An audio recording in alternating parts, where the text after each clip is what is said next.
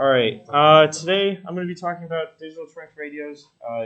Pretty much just like modern radio systems that are being used in like public service nowadays. All right. So first, who am I?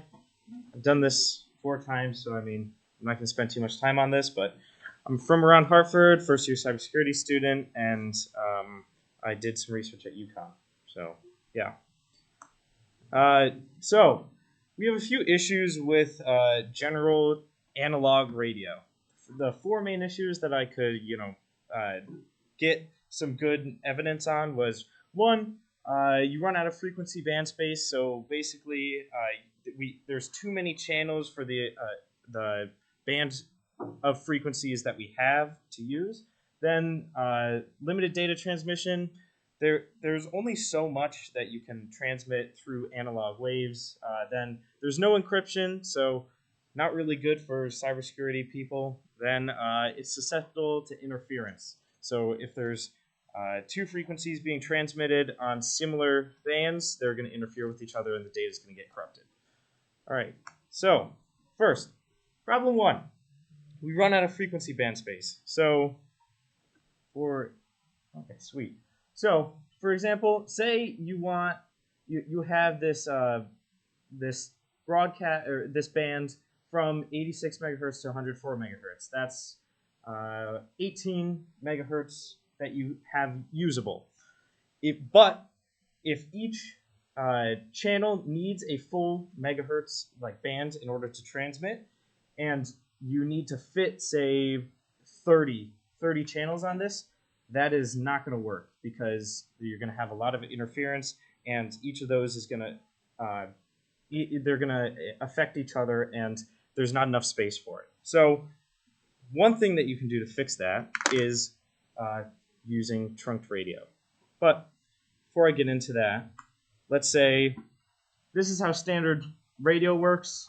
You have like 4 different talk groups, and they each have their own channel. So you're transmitting analog data on that channel and transmitting it too. But the thing is, though, that's not super efficient. So if you run out of band space, then say we only have 2 channels to transmit all of that data, you can't just do this, because if they're talking at the same time, you're going to cause a lot of interference, so that is bad. Can't do that. So how do we fix that? Trunking. So the first thing that I said I was going to talk about was trunking. So, for example, trunking, the way it works is you have a bunch of different talk groups that send data to a controller through wireless signals. That controller then decides which of the channels it will be transmitted on.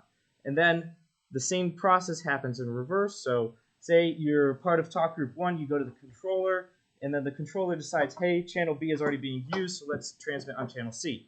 Then the people that are receiving the data, they're listening on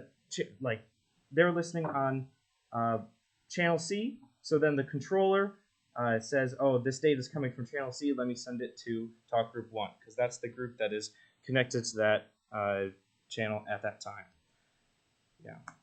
So then the solution to problem 2, and as a reminder, should have put that on there, but problem 2 was limited data transmission. So the way that you can get through that is digital radio. So digital radio on the left right here, that's digital radio. This is analog. So this is like what you're,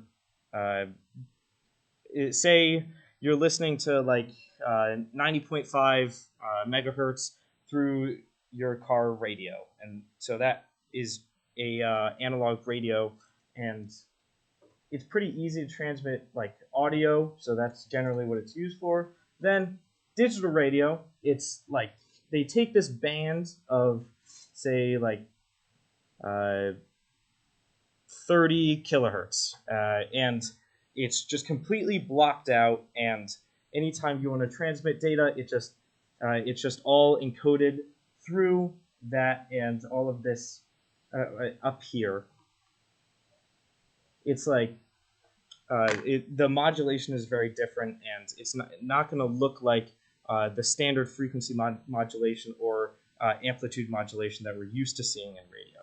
So a couple of things that this is really good at is it's very resistant to interference, and since you're just transmitting like ones and zeros instead of just general waves, it can hold a lot more data. Oh, and then also forgot to mention, with digital radio, you can use repeaters much easier than analog radio to transmit over the internet. So it reads it in as binary data, and then it can be transmitted through the internet. Okay, so now interference. So this is a great example of what interference is. So say you have two waves that you're reading in, and at that point where it says destructive interference, when those waves are being transmitted on the same frequency, they will kind of like morph each other, and it's not going to like mesh well. And so all of this data that's being transmitted is going to be corrupted. So like it says up there, waves propagate through the air, and if they're the same frequency, it can lead to a loss of data. And that is bad. We don't want to do that. So one of the ways that we can fix that is digital modulation. This is how digital data transmission works. There's the FSK, ASK, and PSK, so different shift keys. So to transmit binary data. So if you have a 0, 1, 0, 1, 0 up there, each of the shifts, you can see that there is a discrete length of frequency or a discrete message that is being transmitted there. So if it's for frequency, if it's a very, very low frequency, that's a 0. If it's high frequency, it's a 1. And there's only two possibilities.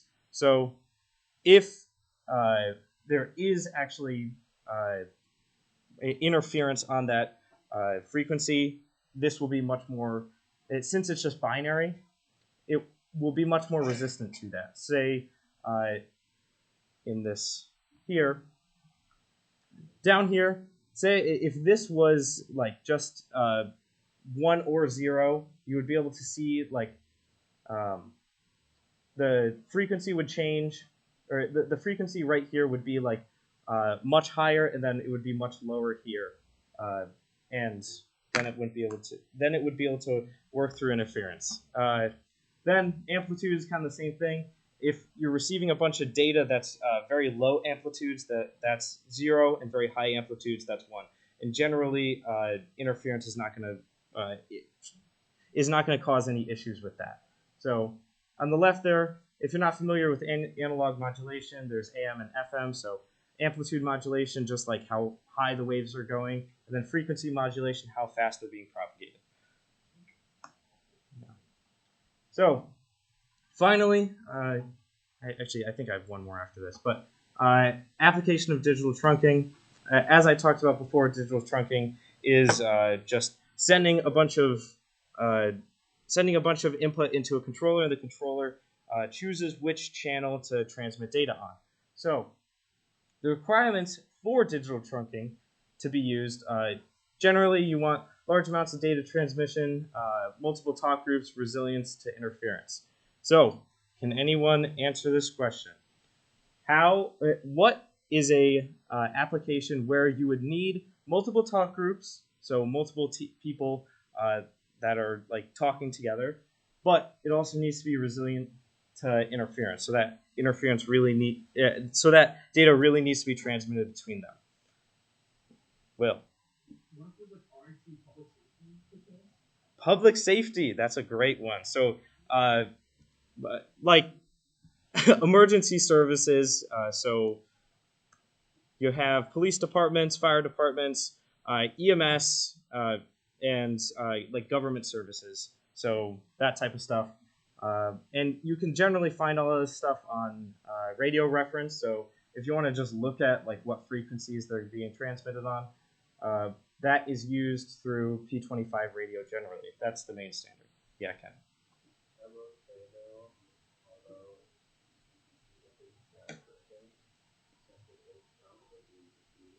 Mm-hmm. That's my next slide. Yeah, so P25 radio, it's digital trunking, which P25 has the option of using a AES encryption key, which if it's like a police department, fire department, or EMS, they're going to use that generally, or at least most of them are switching to that, because you don't want people listening to just raw police traffic, and because that would help criminals evade detection. But yeah, right there. Now, I added a little note. As Kenny was starting to say, it is illegal to decrypt. Technically, you could probably brute force it, though it would be difficult. But I'm getting a head shake. What? Do you want to say something? No. Okay. Yeah. So it's illegal to decrypt, so you cannot listen to this traffic even if you do happen to decrypt it. Keep that in mind. Don't get me in trouble. Yeah. So this is actually taken right off of the CISA website. They have general standards published on like P25 radio transmission. You can go and read it. It's a fun read. It's not, but you should still read it. So there's, I feel like we all know AES encryption. There's it's symmetric key encryption. So you encrypt it through just some secret key, and then send that. Since it's trunked, you'll send that to the controller. The controller will give it to a channel, and then the transmitter will be listening to those channels for traffic, and from the controller, it'll send it to that transmitter, and that transmitter will have to decrypt it using the same secret key. Make sense? All right. Any questions? Yeah, Kenny.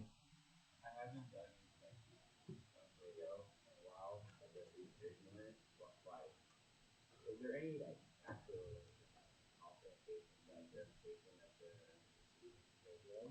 Because I know you can buy Yeah.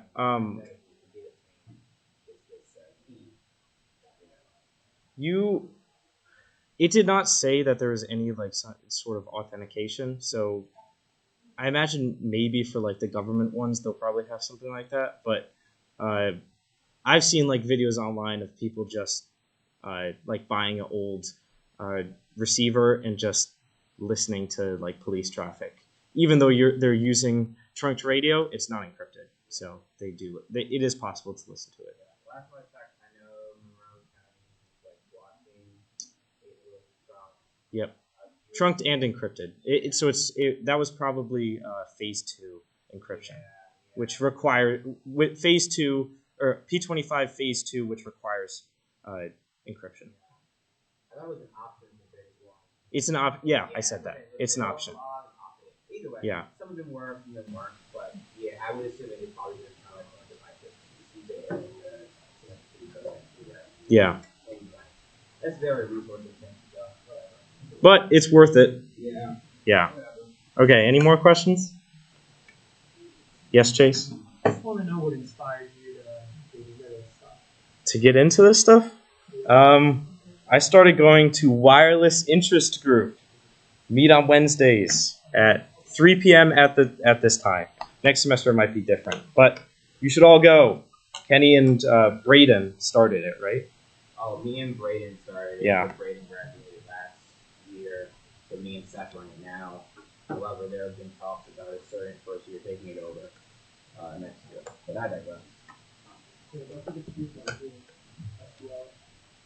Oh, yeah. Okay. I also went to ShmooCon this year, so I went to a talk where someone was he was talking about like a theoretical concept of like a frequency listener. So if you're listening to a frequency and something like a Discord bot triggers when there's talking on that frequency. If you went to my last talk last week, I kind of made that proof of concept a real thing, and you should go watch it. Stream. All right. Thank you.